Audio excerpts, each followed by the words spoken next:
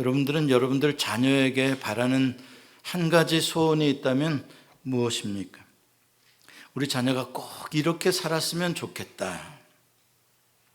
아마 하나님 아버지도 우리에게 그런 소원이 있지 않으시겠습니까? 하나님 아버지가 우리에게 바라는 한 가지 소원이 무엇일까? 성경은 그것을 기쁘게 살아라, 항상 기쁘게 살아라, 이게 바로 우리를 향한 아버지의 뜻이다 라고 그 한 가지를 말씀하십니다. 데살로니가전서 5장 16절입니다. 항상 기뻐하라. 오늘 우리가 읽은 교동문에도 항상 기뻐하라. 내가 다시 말하노니 기뻐하라. 이게 하나님이 우리에게 주신 최고의 명령이요, 하나님이 우리에게 바라시는 최고의 하나님의 마음인데, 문제는 우리가 그 하나님의 명령과 이 가장 하나님이 소중하게 여기시는 소원을 우리가 무시한다는 것입니다. 우리가 그걸 대수롭지 않게 생각한다는 거예요. 심각하게 그 하나님의 말씀을 받질 않아요. 항상 기뻐하라라는 그 말씀 때문에 내 삶이 변하고, 그 말씀 때문에 내가 씨름을 하며, 그렇게 사는 성도들이 별로 없어요. 너희는 가서 모든 족속으로 제자를 삼아, 막 이러한 선교의 지상 명령이다, 이것은 Great Commission이다, 막 이름을 붙여가면서 그거는 엄청나게 중요하게 생각하는데, 그런데 항상 기뻐하며 네가 사는 게 나의 최고의 소원이요 나의 뜻이다라는 하나님의 말씀을 왜 이렇게 쉽게들 무시하는지 모르겠어요. 우리는 자꾸 내가 하나님을 기쁘시게 해드리려고 해요. 우리는 하나님의 이미지가 저 보좌에 앉아서 기뻐할 줄도 모르고 그냥 가만히 근엄하게 그냥 계시는 하나님이라고 생각을 해요. 그래서 내가 하나님 이렇게 찬송하면 기쁘시죠? 내가 이렇게 선교하면 기쁘시죠? 내가 이렇게 봉사하면 기쁘시죠?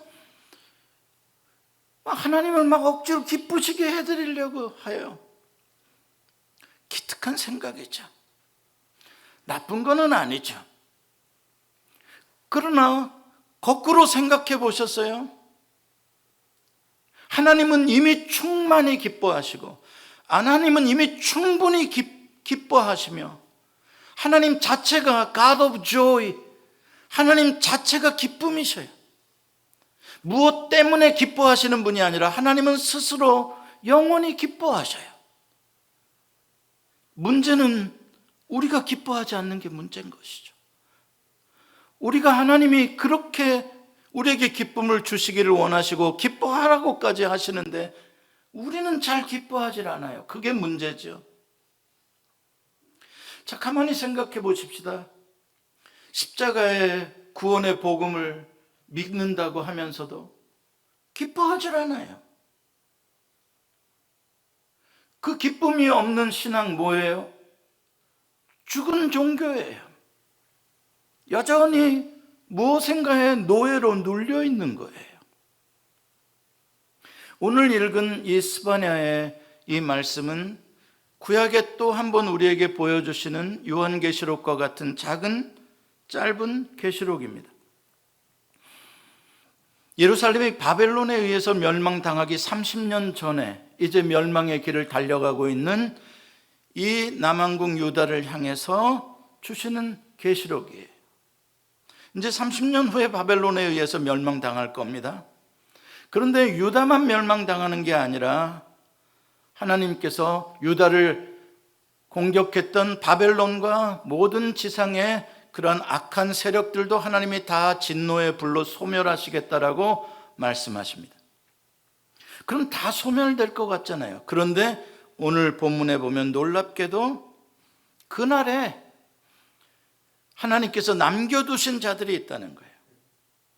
그럼 그날은 어느 날이냐? 여호와의 심판이 임하는, 세계 만국에 여호와가 심판의 주심을 선포하는 그 날이 바로 그 여호와의 날, 그때인데 그 날에 남아있는 자들이 있다. 그 심판의 불에서도 소멸되지 않고 하나님이 남겨두신 사람들이 있다 이야기를 합니다. 12절에 보면은 그들이 누군가 했더니 온유하고 곤고하고 가난한 백성이다라고 말합니다. 이 곤고하고 가난하다는 뜻은 무슨 말이냐면 원어적인 의미는 다 겸손하다는 뜻입니다. meek and humble. 다 겸손하다는 말이에요. 교만하지 않다는 말입니다. 그럼 여호와의 심판의 날에 누가 멸망을 당했다는 뜻입니까? 교만한 자들이 멸망을 당할 것이고 겸손한 자들은 하나님이 남겨두셨다는 것이, 그들로 새 백성을 만드시고 새 나라를 하나님께서 열어가시겠다라는 뜻입니다. 겸손한 백성은 어떤 사람이냐? 여호와의 이름을 의탁하는 사람들이다. 세상의 우상이나 자기의 힘이나 그 어떤 것도 의지하지 아니하고 환경을 의지하지 아니하고 오직 여호와의 전능하신 그 이름을 의지하는 사람들이 겸손한 사람들이다. 하나님이 그 사람들을 보호하시고 지켜주시고 구원하셔서 이제 그 사람들의 세계가 오면, 여호와의 왕의 통치를 받는 세계가 오게 되면 그날에 그들이 배부르게 먹고 누워도 어느 누구도 그들을 괴롭힐 자가 없도록 하나님께서 영원히 그들의 보호자가 되실 것이다. 그러고 보니까 이 그날, 여호와의 날이라는 것은 교만한 자들에게는 무서운 두려운 심판의 날이지만 여호와 하나님을 믿고 의지하며 사는 사람들에게는 구원의 날, 새로운 세계가 열리는 날, 기쁨의 날이라는 거예요. 하나님의 영광의 통치를 눈으로 보는 날인 거예요. 그래서 오늘 본문 14절부터 20절까지 그 세계가 열리는 그 계시록을 우리에게 보여주는 것입니다. 그게 궁극적 복음이에요. 자, 14절 말씀을 같이 한번 읽어봅시다. 시작. 시온에 따라 노래할지어다. 이스라엘아 기쁘게 부를지어다. 예루살렘에 따라 전심으로 기뻐하며 즐거워할지어다. 누구를 부르고 있습니까? 오늘 세 번의 부름이 있어요. 처음에 뭐라고 불러요? 시온에 따라. 그 다음에 누구라고 불러요? 이스라엘아. 세 번째는 뭐라고 불러요? 예루살렘에 따라 라고 불러요. 다 똑같은 말입니다. 하나님께서 남겨두신 백성들을 부르는 하나님의 음성입니다. 시온의 딸, 예루살렘의 딸이라는 건 무슨 뜻입니까? 여호와 하나님의 딸이라는 말입니다. 여호와 하나님의 딸들아, 기뻐하며 즐거워하며 노래하며 즐거워하며 기뻐할지어다. 재밌는 것은 왜 딸이라고 했을까? 성경에 보면은 항상 남성 위주로 되어졌잖아요. 그 모든 기록이 가부장적으로. 그래서 이스라엘의 자손, 그래도 sons of Israel 다 son이라고 표현을 하는데 왜 daughter라고 할까요? 여기서는 이 말씀이 바로 하나님이 딸 바보의 원조시다라는 말이에요. 여러분, 딸 바보라는 소리 들어봤어요? 응? 딸 아이 하나 들고 그냥 아버지들이 어쩔 줄 몰라 하는 거야. 그 딸 아이 때문에 막 기뻐가지고 입이 귀에 걸려. 우리가 보면은 별로 안 예쁜데 세상에 예쁜 딸, 이렇게 예쁜 딸이 없어요. 어와둥둥 딸 말이에요. 딸 바보. 그냥 보면 이뻐, 그냥 보면 행복해. 아까도 우리 오윤숙 성도님이 딸 지혜가 블록 맞히는 거를 보면서 그냥 기뻐가지고 이러고 쳐다보더라고. 뭐 애기가 블록 맞히는 게 모르고 쳐다볼 일이야. 내 딸이 노는 모습이 이쁜 거예요. 내 딸. 그거는 뭘 바라는 게 아닌 거예요. 뭘 의를 행하라, 뭐 내 뜻을 행하라, 그걸 바라는 게 아니라 그냥 그 존재 자체로만 기뻐하는 아버지의 마음을 표현하려고 딸아라고 말하는 거예요. 그런데 그렇게 아버지가 기뻐하시는데 딸은 어떻게 하고 있어요?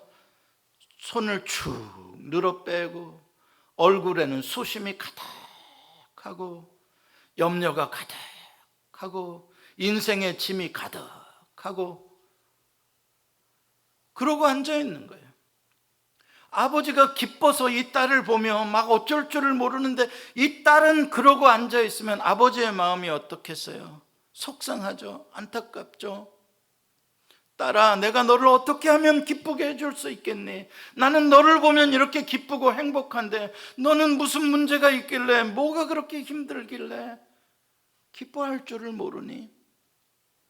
내가 너를 어떻게 하면 기쁘게 해줄까?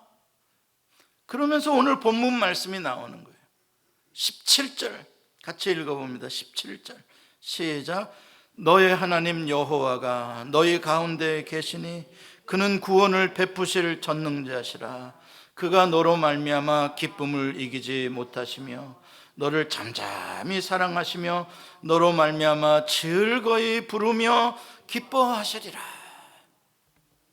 무슨 뜻이야?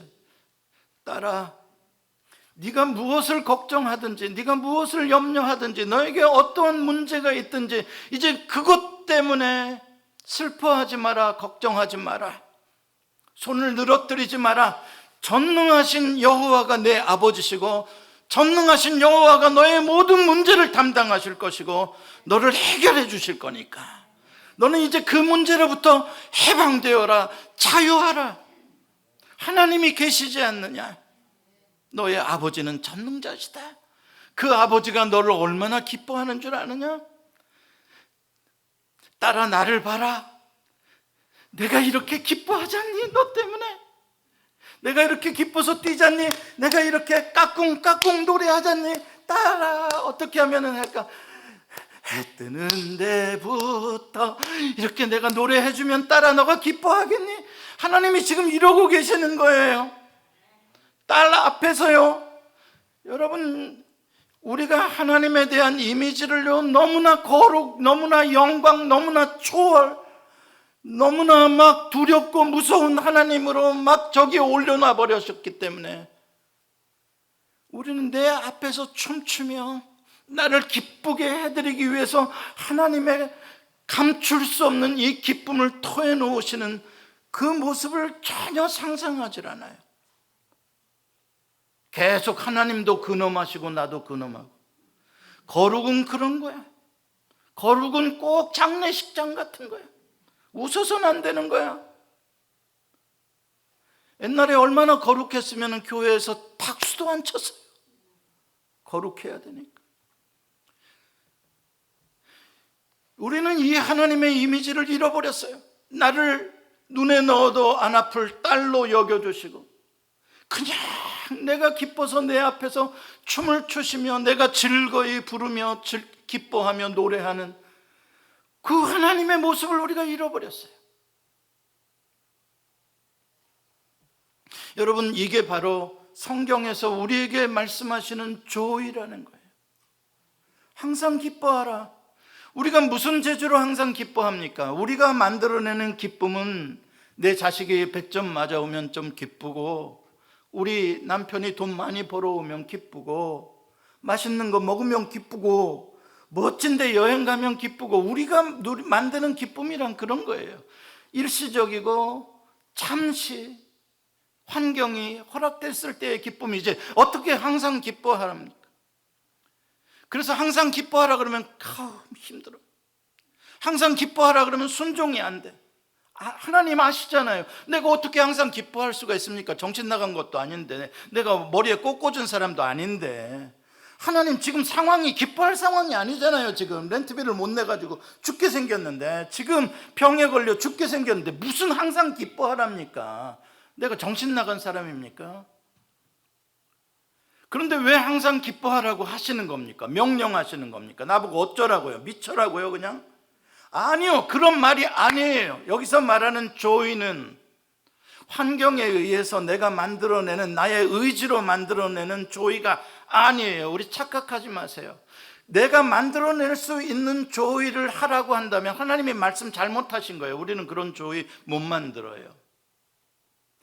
그런데 어떻게 항상 기뻐하라고 말할 수 있느냐? 하나님께서 그 조이가 하나님으로부터 나와서 우리에게 주어지는 조이기 때문에 가능하다 이 말이에요. 우리는 없어요. 그런데 하나님이 하나님의 기쁨을 우리에게 넣어주시는 거예요. 하나님의 기쁨을 우리의 뱅크 어카운트에 하나님의 기쁨을 그냥 풀리 넣어주신단 말이에요. 내 마음에 두신단 말이에요. 플레이스 해주신, 하나님의 기쁨을 내 안에 넣어줘 버리신단 말이에요. 그러면 기뻐할 수 있잖아요.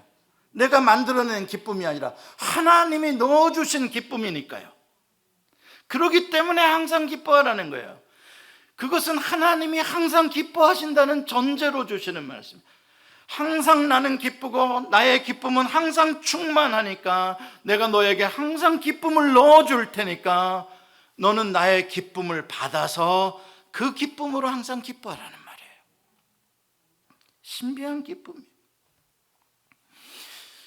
그럼 이게 뭐냐? 그냥 그런 거냐? 무슨 기쁨이라는 게 막 이렇게 그냥 쑥쑥쑥 들어왔다 나갔다 하는 거냐? 신비하다, 그런 뜻이 아니라 이 기쁨은 너희 가운데 여호와가 계시니, 이걸 전제로 하는 기쁨이에요. 여호와 이스라엘 왕이 계시니, 그가 만물을 다스리시는 전능자이시니 기뻐하라는 거예요. 이거는 하나님의 통치로 말미암아 오는 기쁨이에요. 무슨 문제예요? 하나님이 내 문제를 해결해 주시는 거예요. 하나님이 다 담당해 주시는 거예요. 그러니까 기뻐하지 않을 이유가 없어지는 거예요. 그러니까 하나님의 전적인 통치와 하나님의 완전한 왕 되심이 나의 삶에 이루어지는 믿음에서부터 나오는, 그래서 하나님이 나에게 임재하셨다, 하나님이 왕으로 통치하신다, 그게 바로 뭐냐면은 God of Joy, 이 King of Joy, 이 조이의 왕이 나를 다스려 주시기 때문에 나의 삶에 조이가 임하는 거예요. 그거를 성경에서는 샬롬이라고 하는 거예요. 그래서 우리의 기쁨은 통치의 기쁨이요, 샬롬의 기쁨이에요. 시편에 다윗은 그 기쁨을 이렇게 노래해요. 4편 7절입니다. 주께서 내 마음에 두신 기쁨은 그들의 곡식과 새 포도주가 풍성할 때보다 더하니이다. 무슨 말이에요? 그들은 누구예요? 저 세상 사람들이 뱅크 어카운트에 수백만 불, 수천만 불을 쌓아놓고 기뻐하는 그 기쁨보다, 지금 내가 광야에서 비록 이러고 다니지만 아무것도 가진 것 없지만 여호와께서 내 마음에 집어넣어 주신 기쁨이 더 크다. 이것 때문에 우리가 하나님 믿는 거요. 하나님 믿으니까 나 돈 좀 줘서 돈 뱅크에 쌓이면 그걸로 내가 기뻐하리다라고 착각하지 마시라고요. 그건 유치한 우상적인 기쁨이요, 물질적인 기쁨이요. 하나님이 우리에게 주시는 기쁨은 그 모든 것을 초월해서 어떠한 상황에서도 그냥 그 모든 걸 이길 수 있는 하나님의 기쁨이란 말이에요. 너는 내 딸이다, 내가 너를 책임진다, 그 기쁨.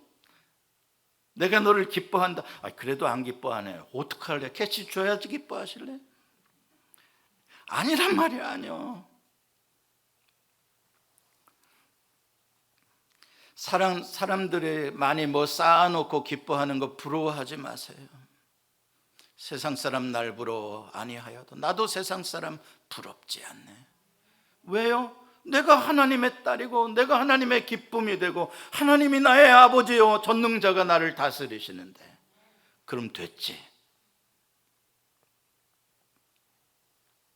그러니까 시편 16편 11절에 다윗이 이렇게 노래해요. 주께서 생명의 길을 내게 보이시리니 주의 앞에는 충만한 기쁨이 있고 주의 오른쪽에는 영원한 즐거움이 있나이다. 주의 임재는 그냥 기쁨과 즐거움 자체라는 말이에요. 그러니까 주의 임재가, 주의 통치가 있는 곳에는 뭐가 나온다고요? 기쁨이 있는 거예요. 즐거움이 있는 거예요. 행복이 있는 거예요. 샬롬이 있는 거예요. 하나님이 왕으로 여러분 안에 임재하셨습니까? 여러분의 마음이 성전이십니까? 그러면 거기가 기쁨인 거예요. 여러분의 인생이 영원히 기쁨이고, 하나님이 왕으로 여러분들의 가정에 임재하십니까? 여러분들의 가정을 하나님께서 다스려 주시고 보호하십니까? 그러면 여러분들의 가정에는 full of joy, 하나님의 기쁨으로 가득 찬 가정인 거예요. 이 교회에 하나님의 임재가 있습니까? 이 예배에 하나님의 임재가 있습니까? 그러면 full of joy, 하나님의 기쁨이 있는 거예요. 하나님 앞에는 full of joy, 하나님의 옆에는 즐거움이 있나이다. 구약에서 그날, 여호와의 날이라고 표현하고 있는 것들은 신약에서 십자가와 부활의 날로 이어지는, 십자가와 부활의 날을 예표하는 예언적인 말씀이에요. 이 여호와의 날이라는 말은 옛날 구약 사람들은 여호와라는 이름을 말하지 않았기 때문에 그냥 욤 오브 아도나이예요. 주님의 날이라는 말이에요. 다시 말해서 무슨 뜻이에요? 영어로 Lord's Day예요. Lord's Day. Lord's Day가 뭐예요? 오늘 우리가 지키는 주의 날, 주일이에요. 신기하죠? 여호와의 날, 바로 그 날이 십자가와 부활로 성취되고 완성됐고, 우리는 그 성취된 부활의 날을 주의 날이라고 똑같이 지금 지키고 있는 거예요.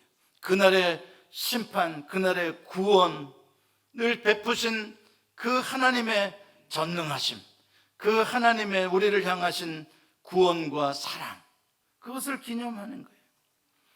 예수님의 십자가로 모든 죄에 대한 심판이 이루어져요.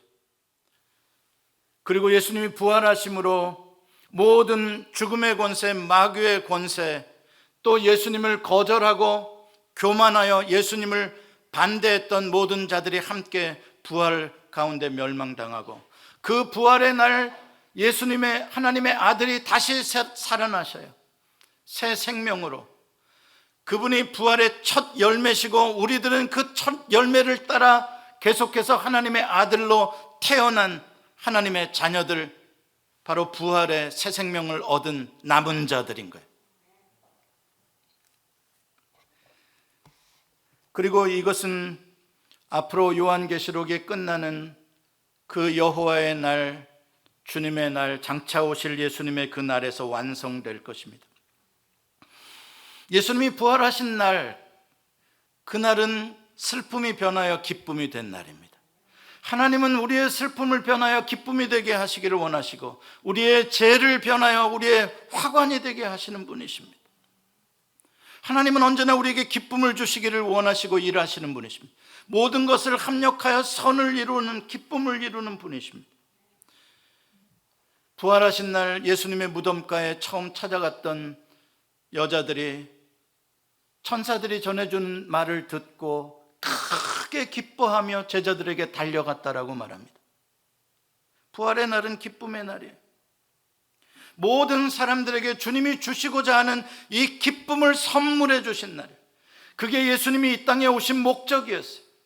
예수님은 이 땅에서 절망 가운데 손을 늘어뜨리고 살아가는 모든 사람들에게 하나님이 당신들을 기뻐하시며 당신들을 구원하시기를 원하시고, 당신들에게 겸손히 하나님을 의지하는 자에게 기쁨을 주신다라는 이 복음을 전하기 위하여 오신 분이셔요.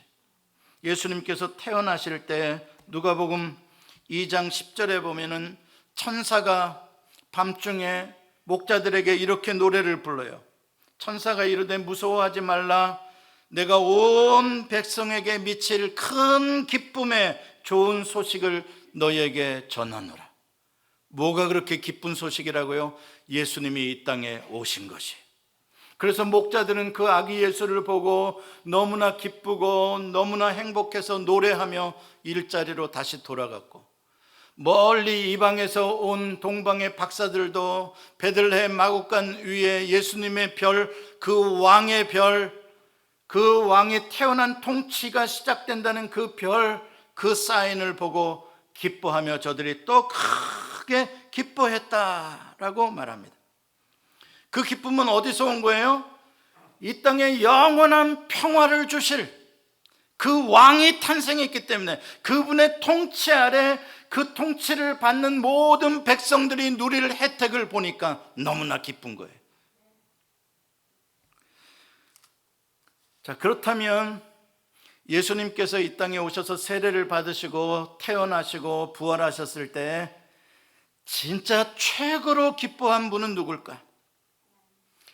하나님 아버지시가 하나님 아버지가 제일 기뻐하셨어요.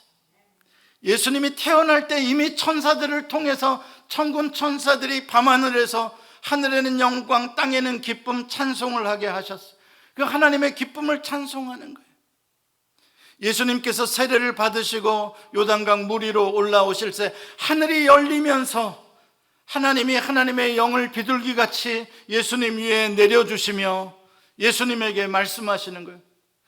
너는 내 아들이고 내가 너를 기뻐하노라. 그 소리를 하고 싶으셔서 하나님이 하늘을 여시고 너는 내 아들이고 내가 너를 기뻐한다. 예수님께서 이제 곧 십자가를 지실 때 변화산에 올라가셔서 기도하시는 가운데 예수님이 빛으로 변하셨어요. 그때 구름이 밀려오면서 그 구름 하나님의 임재 가운데 하나님께서 뭐라고 말씀하셨어요?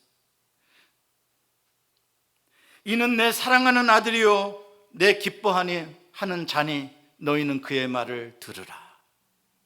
이는 내 사랑하는 아들이요 내 기뻐하는 자다.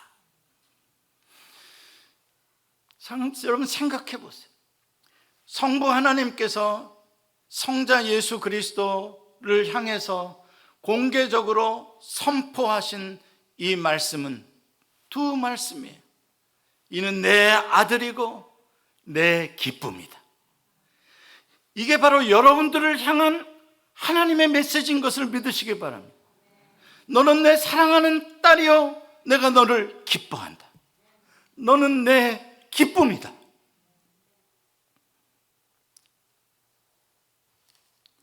요한복음 15장에 예수님께서 당신을 포도나무에 비유하시며 우리는 가지라고 말씀하시죠.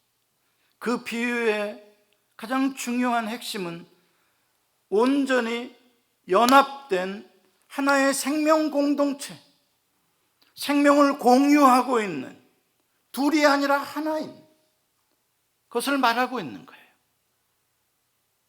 그러면서 예수님께서 이런 말씀을 하셔요. 11절에 그렇게 비유하신 목적을 같이 한번 읽어봅니다. 시작. 내가 이것을 너희에게 이름은 내 기쁨이 너희 안에 있어 너희 기쁨을 충만하게 하려 함이라. 왜 포도나무와 가지 비유를 하셨다고요? 예수님이 가지신 그 기쁨을 그대로 가지인 우리에게 그대로 부어 넣어 주시려고, 예수님이 소유하고 계신 그 기쁨을 그대로 우리에게 충만하게 넣어 주시려고 너는 나와 붙어 있는 거다. 그 소리를 해주신 거예요. 그럼 예수님은 무슨 기쁨이 그렇게 충만하셔요? 어떻게? 예수님의 기쁨은 어디에서 온 기쁨이에요? 그 기쁨은 예수님이 하나님 아버지 안에서 아버지의 계명을 행함으로 말미암아 하나님 아버지 안에 있을 때에 하나님 아버지께서 주신 그 기쁨이, 그러니까 예수님도 성부 하나님을 사랑하심으로 하나님 안에 거하심으로 공유하심으로 아버지의 기쁨이 아들에게 충만한 것이고, 우리도 아버지 하나님의 그 사랑이 성자 예수님이 우리를 초청해 주심으로 우리를 그 안으로 불러주심으로 그 사랑으로 우리가 예수님과 연합됨으로 그 아버지의 기쁨이 예수님에게 전가되고 예수님의 기쁨이 나에게 전가되어서 내가 하나님 아버지와 연합된 이 연합된 구원의 공동체는 기쁨의 공동체가 되어버린 거예요. 우리의 연합은 기쁨의 연합이 되어져 버린 거예요. 사람들이 하나님이 나를 이처럼 사랑한다는 걸 잘 안 믿어요. 탕자가 아버지께 돌아오는 정도의 믿음은 가졌어요. 아버지께 가면 나를 품꾼의 하나 정도로는 여겨주실 것이다. 그럼 내가 밥은 굶지 않고 살 수 있다. 천만의 말씀. 여러분, 아버지께로 오면 여러분들 삶이 그런 대로 먹고 살만해질 거다. 천만의 말씀. 그래서 오셨다면 착각이에요. 탕자가 왔어요. 아버지, 내가 죄를 졌습니다. 이제는 아들로 여기지 마시고 나를 품꾼의 하나로 여겨주소서라고 말을 하려고 그랬는데 그 말을 다 못했어요. 왜 못한 줄 아세요? 아버지가 달려오더니 그 아들을 끌어안아버리고 입을 맞추며 말을 못하게 눈물을 철철 흘리시며 아버지가 너무 기뻐하셔. 탕자는 이해 상상이 안 되는, 그 정도일 줄은 몰랐어. 그래도 나를 안 때리고 그래도 밥은 먹여줄 정도라고는 믿었어. 그런데 아버지는 그렇지 않고 막 기뻐서 어쩔 줄을 모르더니 막 좋은 신발을 신겨라, 가장 좋은 옷을 꺼내어 입혀라, 손에 가락지를 끼워라, 막 이장이 마이크 들고 이야기하듯이 동네 사람 여러분 얼른 우리 집으로 오십시오. 내 아들이 죽었다가 다시 돌아왔습니다. 살았습니다. 우리 집에서 지금 소를 잡고 잔치를 하니까 다 오십시오. 사실은 이게 쪽팔릴 일이거든요. 좀 쉬쉬할 일이거든요. 뭐 아버지한테 계산 가지고 갖다 참기랑 그렇게 다 날려먹고 거지가 돼가지고 돼지 똥냄새 나는 까지 들어온 아들을 뭐 그렇게 자랑할 일이라고 동네방네 한단 말이에요. 그런데 그런 거 신경도 안 쓰는 거 이 아버지는 너무 기뻐가지고, 자, 탕자가 집에 와서 환대받았다는 기쁨이 100이라면 그 아들 때문에 아버지가 기뻐하는 기쁨은 얼마요? 천천만만이요. 여러분, 우리가 하나님을 생각할 때 이 이미지를 놓치면 안 되는 거예요. 오늘날 그리스도인들, 특별히 경건하게 좀 진지하게 신앙생활을 해보려고 하는 사람들은 너무나 쉽게 이 하나님이 나를 위하여 기뻐하시는 이것을 망각해버리고 항상 기뻐하라라는 이 하나님의 말씀에 아주 대놓고 불순종해요. 그리고 또 회개도 안 해요. 항상 기뻐하지 않고 살았으면서도 회개도 안 해요. 당연히 항상 안 기뻐하며 사는 게 당연한 줄 알아요. 그러면서 늘 진지하고 늘 심각하고 늘 그냥 하나님 죄송합니다, 하나님 죄송합니다, 그냥 늘 기죽어 있고 늘 뭔가 두려움과 무거움에 짓눌려 있어요. 여러분, 아니에요. 여러분들의 이러한 모습을 보시면요, 하나님 정말 싫어하셔요. 여러분들을 정말 심각하고 손 내려 느려뜨리고 걱정하고 수심으로 가득 찬 모습을 보시면 정말 하나님 괴로우셔요. 그런 하나님이 여러분 앞에서 춤을 추며 길길이 뛰시며, 길이라는 게 원래 기뻐한다는 거예요. 그래서 길길이 뛰는 거예요. 길길이 뛰시며, 길이라는 말이 히브리 말로 기쁨이라는 말이라 찬송이란 말이에요. 여러분들을 기쁘게 해두시기를 원해요. 지금도 이렇게 길길이 뛰는데도 여전히 심각하게 나는 그래도 경건하게 예수를 믿으리라, 나는 영원히 거룩하게 살리라. 왜냐하면 우리가 너무나 이러한 전통적인 거룩의 종교의 그러한 틀 속에 너무나 우리가 배어져 버렸기 때문에. 그래서 거룩한 목사님들은 절대 파란색 양복도 안 입어요. 꼭 검정색 양복을 입어야 합니다. 이제 다다음 주 월요일 날 우리 교회에서 거룩하신 목사님들의 노예가 열리는데 한번 와보십시오. 한 60분 오실 텐데 과연 어떤 색깔의 양복을 입고 오시는지, 아예 짜고 그렇게 드레스 코드를 맞춘 듯이 검은색 양복을 입고 올 겁니다. 그래서 저도 이걸로 입을 거고 넥타이도 검은색을 매버리려고 그래요. 내가 제일 거룩하다. 하나님, 오 주여, 이제 그런 짓 하지 말란 말이에요. 여러분들이 주를 위하여 선교해가지고 기쁘게 해드릴게요, 내가 주님 내가 착 해가지고 기쁘게 해드릴게요, 그러지 마시고요, 주님이 주시는 기쁨 좀 받으시라고요. 주님은 에덴에서 강물이 솟아나듯 여러분들에게 기쁨을 부어주시기를 원하시는데 그 기쁨은 외면해버리고 그 기쁨은 막아버리고 내가 뭔가를 해가지고 그걸로 기쁘게 주님을 해드린다고요? 세상에 그런 엉뚱당도 않는 복음이 어디 있단 말입니까? 여러분의 삶에, 여러분의 영혼에 기쁨이 밀려 들어오면 여러분의 인생이 변하게 되는 거고, 그러면 하나님이 기뻐할 일이 일어나는 거예요.